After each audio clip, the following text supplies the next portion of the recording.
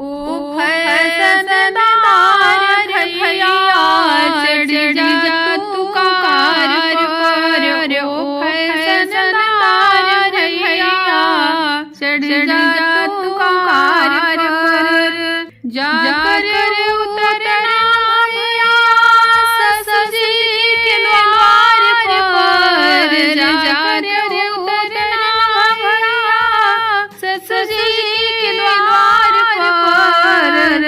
ससुर जी का पाँव छूना दर पूजा के बीच में। ससुर जी के पाँव छूना दर पूजा के बीच में।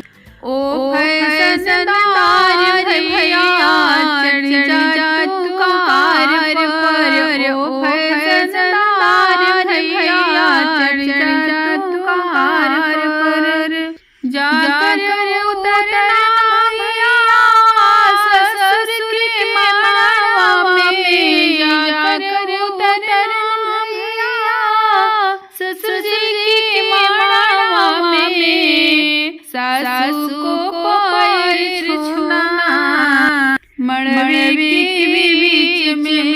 ससुर जी का पैर छूना मड़वा के बीच में। ओ फैसनदार भैया चढ़ जा तू कार पर। ओ फैसनदार भैया चढ़ जा तू कार पर।